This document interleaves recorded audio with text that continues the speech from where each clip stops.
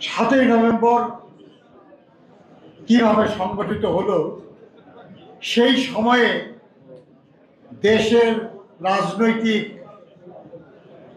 প্রশাসনিক, অর্থনৈতিক অবস্থা কেমন ছিল এবং কোন পরিস্থিতিতে শহীদ রাষ্ট্রপতি জিয়াউর রহমান বীর উত্তম সেদিন দায়িত্ব নিয়েছিলেন এবং কিভাবে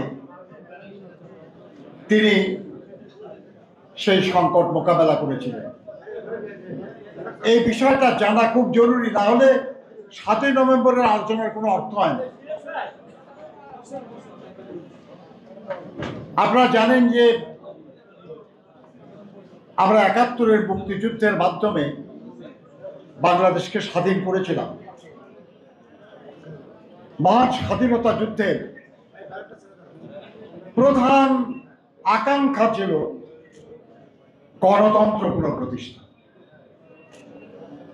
স্বাধীন বাংলাদেশে গণতন্ত্র হবে প্রধান বিষয়, কারণ গণতন্ত্র মানা হয় নাই বলেই কিন্তু যুদ্ধটা হয়েছে। জাতীয় সংসদে সংখ্যাগরিষ্ঠ যারা হয়েছিলেন তাদের হাতে যদি ক্ষমতা দিয়ে দেওয়া হতো তাহলে মুক্তিযুদ্ধই হয়তো হতো না, কিন্তু তারা মানে নাই গণতন্ত্র বলেই আমাদেরকে যুদ্ধ করতে হয়েছে। কিন্তু কি দুর্ভাগ্য আমাদের যে আমরা যে গণতন্ত্রের জন্য লড়াই করেছিলাম, যে বৈষম্য থেকে মুক্তির জন্য লড়াই করেছিলাম, যে শান্তি এবং সমৃদ্ধির জন্য লড়াই করেছিলাম, তার কোনোটাই স্বাধীন বাংলাদেশের তৎকালীন সরকার জনগণকে দিতে পারে নাই।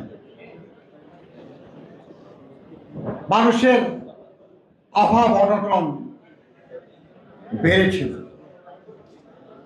মানুষের জীবন এবং জীবিকার অধিকার খর্ব হয়েছিল, আরো অনিশ্চিত হয়েছিল।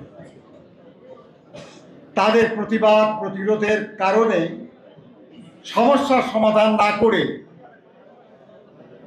1974 সালে দুর্ভিক্ষের পর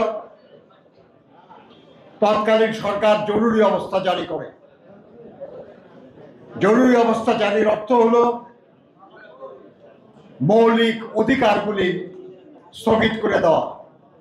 সভা সমাবেশ মিছিল করা যাবে না, সংগঠনের কার্যক্রম বন্ধ থাকবে, এমনকি এর বিরুদ্ধে হাইকোর্টে কোনো রিট করা যাবে না। কিন্তু তারপরেও আন্দোলন হয়েছে এবং 1975-এর জানুয়ারিতে জাতীয় সংসদে একটা অভিনব পন্থায় সংবিধানের আমূল পরিবর্তন করে বহুদলীয় গণতন্ত্রকে কবর দিয়ে একদলীয় স্বৈরশাসন বাকশাল কায়েম করা হয়েছিল।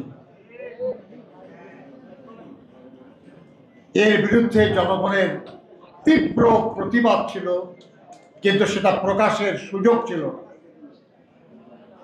সমস্ত ক্ষমতা একজনের হাতে, রাজনৈতিক, প্রশাসনিক, অর্থনৈতিক, বিচারিক, সব ক্ষমতা। আইন করা হয়েছিল যে রাষ্ট্রপতি যে কোনো বিচারককে নিয়োগ দিতে পারবে, বরখাস্ত করতে পারবে, অর্থাৎ বিচার বিভাগকে পদানত করা হয়েছিল। 4টা পত্রিকা রেখে সব পত্রিকা বন্ধ করে দেওয়া হয়েছিল। ওই 4টা পত্রিকায় সরকার যা বলবে শুধু তা লেখা হবে। হাজার হাজার সাংবাদিক বেকার হয়েছিল।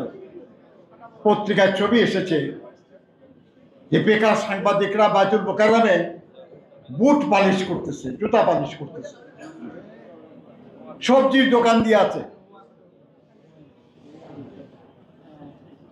কিন্তু তার করেও জনগণের সমস্যার সমাধান করতে পারছিল না। বেকারত্ব বাড়ছিল, অভাবী মানুষের সংখ্যা বাড়ছিল, মানুষ সামনে কোনো আলো দেখছিল। এরকম একটা সময়ে 1975-এর 15ই আগস্ট তৎকালীন সরকার প্রধান পরিবার পরিজন সহ নিহত হন। এই ধরনের ঘটনা মর্মান্তিক, কষ্টের, কিন্তু দুটা জিনিস আমরা প্রত্যক্ষ করলাম, যে জনগণ এর জন্য কোনো অশ্রুপাত করে নাই, এবং আরো আমরা দেখলাম যে দলের নেতাকে হত্যা করা হলো সেই দল গোটা দেশের কোথাও কোনো প্রতিবাদ করে নাই। কিন্তু জনগণের এই প্রতিক্রিয়া খুব বেশি প্রকাশমান ছিল না।